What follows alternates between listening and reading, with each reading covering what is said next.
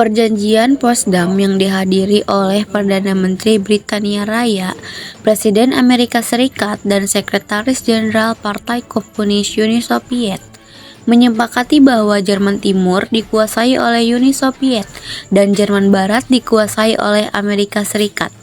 Amerika Serikat mengusulkan agar diadakan pemilu di seluruh Eropa Timur yang dikuasai Stalin, yaitu Presiden Uni Soviet. Tetapi Stalin menolak keras usulan Amerika tersebut dan ini merupakan awal mula terjadinya Perang Dingin.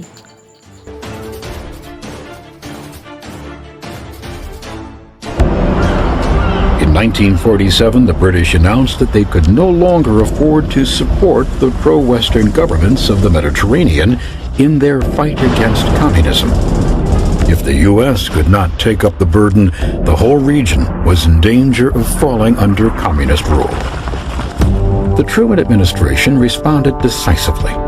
On March 12, 1947, the president went before a joint session of Congress to request aid for the countries of Greece and Turkey. The address sent a clear message to the Soviet Union.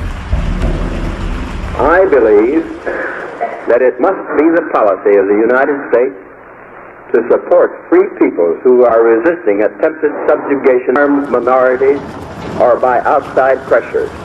The free peoples of the world look to us for support in maintaining their freedom. If we falter in our leadership, we may endanger the peace of the world, and we shall surely endanger the welfare of this nation. Permisi Tuan, Truman mengusulkan agar diadakan di Jerman Timur Tuan. Kenapa mereka masih mengganggu? Anda harus menolaknya Tuan.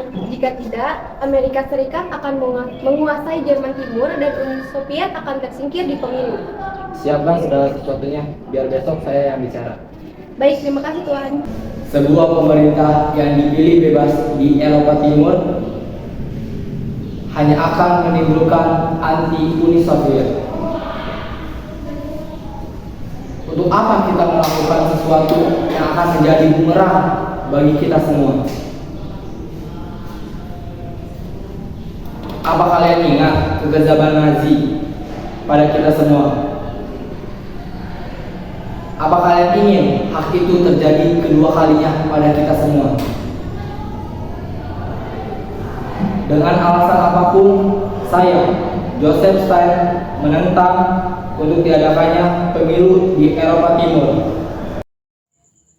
Setelah menyampaikan pendapat tadi, Stalin pun mengarahkan agen rahasianya di seluruh dunia agar memanaskan dunia dengan pentingnya perjuangan ideologi melawan eralis kapitalis. Ada apakah Tuan? Kenapa Tuan menyuruh kami kumpul di sini? Tujuan saya mengumpulkan kalian semua di sini karena saya akan memberikan tugas kepada kalian semua. Tugas apakah itu Tuan? Sebarkan kepada seluruh agen-agen di seluruh dunia bahwa kita akan berjuang menyebarkan ideologi impers kapitalis di seluruh dunia secara diam-diam agar dunia berbalik mendukung kita. Baiklah Tuan, kita akan memberitahu agen-agen lain di seluruh dunia agar menyebarkan perjuangan secara diam-diam. Kerjakan. Baik Tuan, kami akan kerjakan sekarang. Very wonderful assembly. It is a tremendously impressive thing to an individual in my position. But to speak more seriously, I need not tell you that the world situation is very serious. That must be apparent to all intelligent people. I think one difficulty is that the problem is one of such enormous complexity that the very mass of facts presented to the public by press and radio make it exceedingly difficult for the man in the street to reach a clear appraisement of the situation. Furthermore, the people of this country are distant.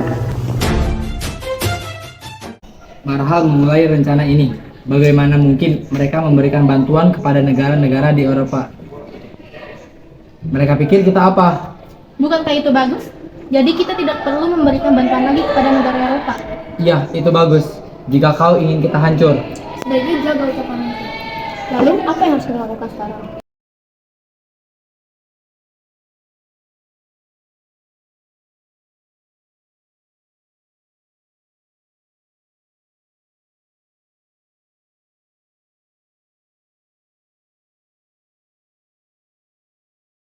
Apa salahnya kita mencoba? Iya benar, apa salahnya untuk kita mencoba?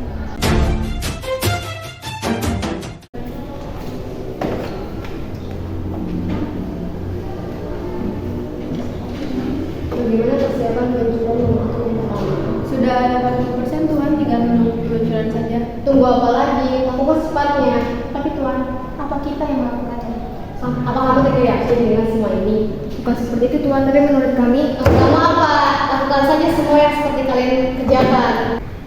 Jangan terlalu keras terhadap mereka. Baik Tuan, ngomong-ngomong ada keperluan apa Tuan kemarin? Saya hanya ingin memastikan apakah bom atom itu sudah siap atau belum untuk kita serang ke Amerika. Sudah, Tuan tenang saja, semuanya sudah hampir selesai. Dan saya pastikan Tuan akan puas dengan hasilnya. Jika hasilnya tidak puas, apakah saya boleh membantu kalian semua? Maksud Tuan? Pikirkan sendiri. Sekarang Korea Utara sudah kita kuasai dan Republik Cina akan segera kita kuasai. Dan Korea Utara akan berperang dengan Korea Selatan.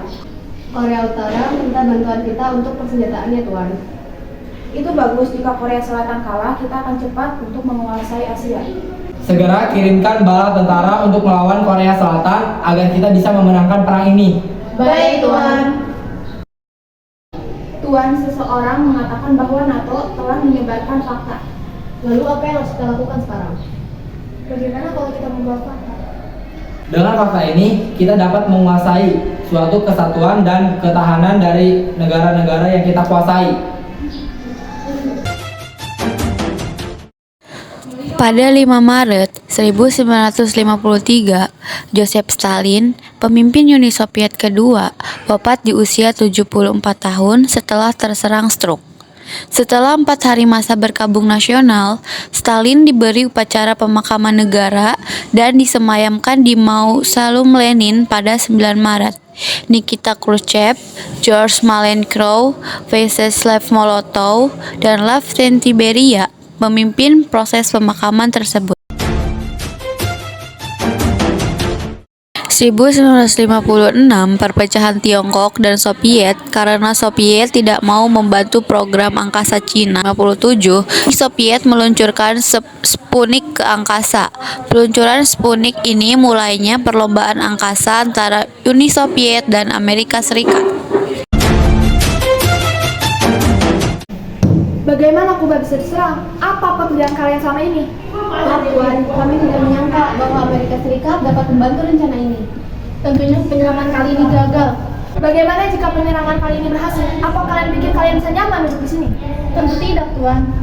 Aku tidak butuh orang-orang seperti kalian. Tolong jaga emosi Anda, Tuan. Baiklah, segera kalian tempatkan rudal-rudal tersebut secepat mungkin. Aku akan mengadakan konferensi pers. Baik, Tuan.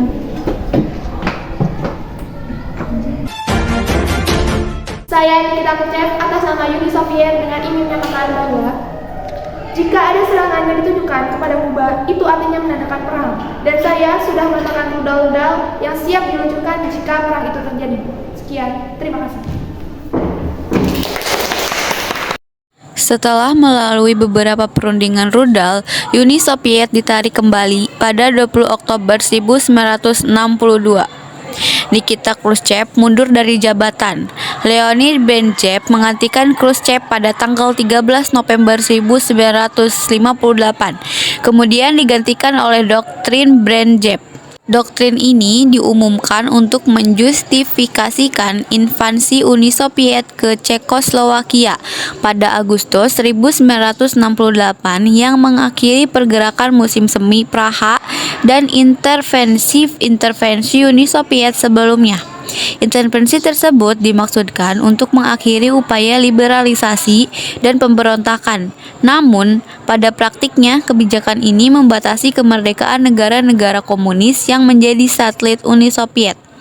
Negara-negara tersebut tidak diperbolehkan meninggalkan fakta Warsawa ataupun mengganggu monopoli kekuasaan Partai Komunis.